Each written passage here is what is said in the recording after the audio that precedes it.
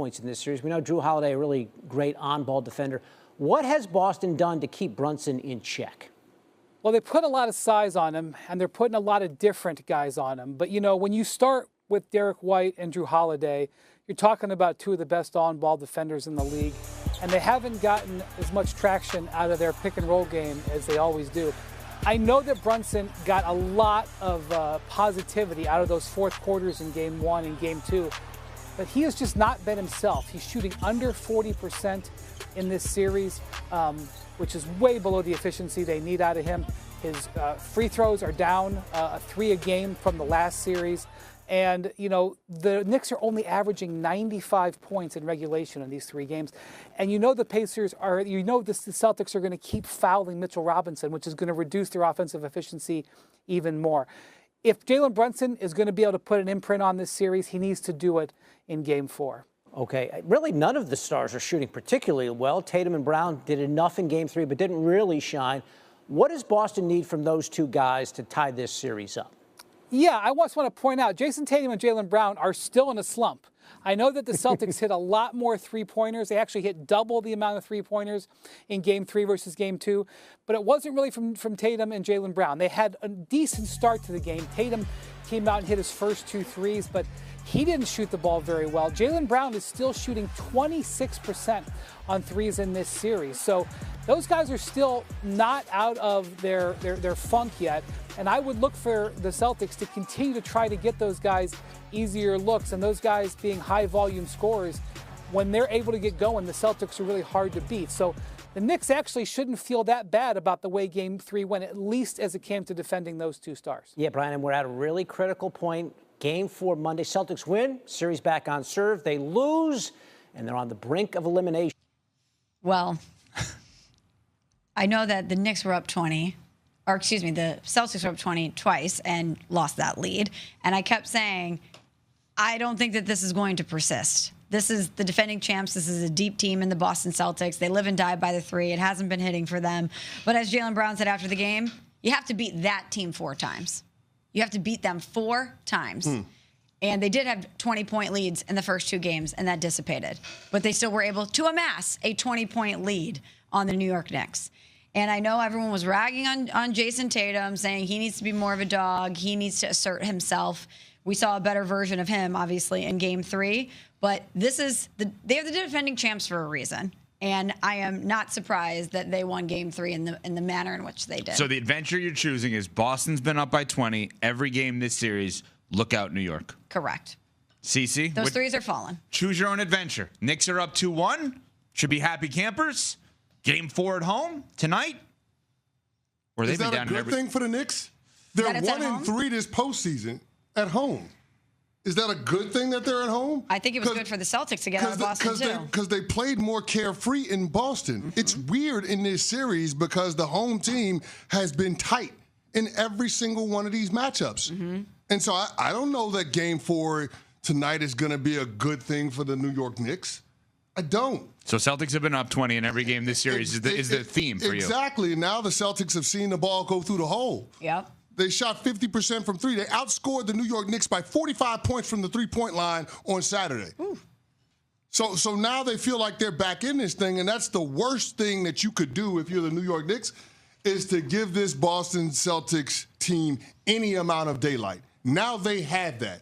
The pressure is on the New York Knicks to respond. After going through the disappointment of Saturday in what was billed as the most important game in Madison Square Garden this century, how do you respond? What do you do when that star-studded crowd comes out there tonight? I am fascinated to watch how that plays out for the New York Knicks. Fascinated. 115-93 was the score on Saturday. Peyton Pritchard, who got more time and was more of a focal point. 115-93, and it wasn't that close. Right. Yeah, no. Jalen Brunson had 27. OG Anunoby only had 2. He's got to score a little bit more, obviously. Joe Mazzulla, head coach of the Celtics, on the last 72 hours post-game. What do you have to say about his team in handling all of this? I mean, I've said it 1,000 times. There's no one way of how it's supposed to go. I mean, people that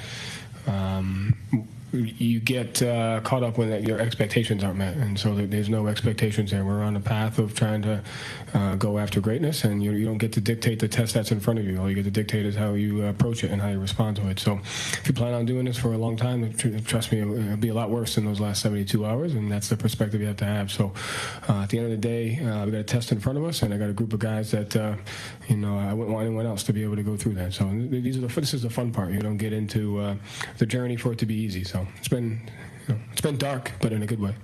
Dark? How dark? Like, what's that? I mean, like, you just got to tap into your darkness, and that's it. Like, so we got to do it. That's it. Joe Mazzulla, tap into your darkness. Nobody better at this than him in terms of the post-game audio. He always gives us something. It almost feels like the Knicks are down 2-1 and they're playing on the road tonight. Seriously, Boston's favored by 6.5 per ESPN bet. The Knicks are worse at home than they are on the road. Mm-hmm. And the Celtics are the defending champs, seemingly unfazed by this. I still think more pressure should be on the Celtics. You can't go down 3-1. Because it's like, if we're going to say the Knicks are better off playing in Boston, so then if the Celtics lose tonight, they lose a home game. It's how we have to look at it. Because of the way they've been playing. I still think everybody's like, oh, pressure's on the Knicks. If you let the Celtics back in this, I heard our buddy Tim Bontemps on the Hoop Collective say he thinks that this was down 2-0. Thinks the Celtics are going to win 4 in a row. A lot of people think the Celtics are just going to win 4 in a row. Would you put it past him? Yeah, I would. I wouldn't. I don't think the Celtics are going to win 4 in a row. I think we just dismissed the resolve with this Knicks team and how much they're built to beat this Boston group. Well, a couple of things here. First of all, the Knicks got to figure out an answer for the hack-a-Mitch strategy. Because when Mitchell Robinson is going 4-12 on the line, it just makes sense for Boston to keep fouling him, right? Because the ideal is to be able to average more than 1 point of possession. And if Mitch Robinson is shooting less than 50% from the foul line, then when he's in the game, all you have to do is put him to the line. And that's in a sense, a wasted possession for the New York Knicks. So there's that element. And then Peyton Pritchard off the bench was an absolute flamethrower in Game 3. He led the Celtics in scoring. The Knicks have got to find a way to mitigate the impact of Peyton Pritchard being in the game, NBA six-man. Mm-hmm. And I got to give credit where credit is due. Wally Zerbiak, who does pre- and post Knicks coverage with our friend Alan Hahn, he made the point. He said, if you're going to put Peyton Pritchard in the game and play him extended minutes, then you've got to find a way to be able to punish him on the defensive end of the court. You got to use your bigger guards, guys like Jalen Brunson, Josh Hart. They got to post him up and force him to play defense and make that a net negative for the Boston Celtics with Peyton Pritchard being in the game, because he was too carefree on the offensive side of the ball, knocking down open three-pointers, killing them in the pick-and-roll situations. You got to find a way to be able to take advantage of that matchup when your team has the ball on the offensive end of the court. The Knicks haven't been able to do that all series, and it showed up in a big way in Game 3. So those two things, the New York Knicks have got to figure out an answer for tonight in Game 4. Isn't that one of the reasons, though, that we wouldn't be surprised if the Celtics peeled off 4 wins in a row is their depth? That it could be somebody different that beats you every single night? True. And what did Jason Tatum say after they were ice cold from 3 in the first 2 games? It's just a matter of time before they start to click back together and those shots start to fall. And now we've seen that. And this is a team that does have championship DNA. They know the cadence of what it takes in the postseason to not get too high or too low and ultimately come out on the other side of it. So if I'm the Knicks, if I'm a Knicks fan, I'm a little worried. Yeah, I don't know that either of these teams really have the depth that you would dream of, because if Porzingis is sick, which he clearly is, and I don't know what's going on there. I mean, that's to me, that's beyond scary. It's like, hey, he's ill with something. He's still playing, and we don't exactly know what it is, but we can't have him starting because he can't play that many minutes. That scares me. I don't know that it's the depth for either of these two teams. They're playing 6 or 7 guys at this point. And if I were the Knicks, if the hack-a-Mitch thing... Yeah, but those 6 or 7 guys are not created equal, though. No, but I would play Achua more if I'm the Knicks. Precious. I mean, like, if Robinson is going to be this bad airballing free throws, they're going to hack him every time he touches the ball. I understand he's a great defensive player, and he's a great rebounder, but, I mean, you're going to have to do something. Or play OG at center if you need to. Cat's got to stay out of foul trouble, too. Yeah, I mean, the whole thing is a disaster for them with this. But, like, Cat wasn't great.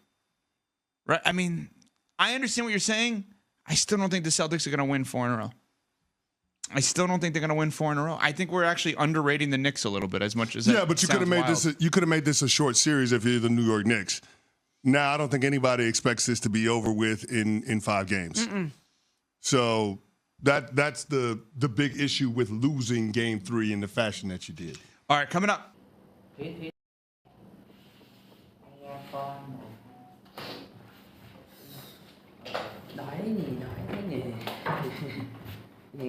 Xin chào tất cả mọi người đã quay trở lại với kênh của mình. Hôm nay mình sẽ hướng dẫn các bạn làm vòng có dòng chữ là mình nhớ mồm đấy.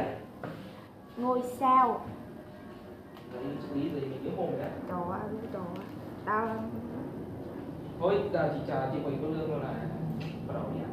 mục bàng đó, đừng có mơ. Tao thiếu video, đừng có mơ.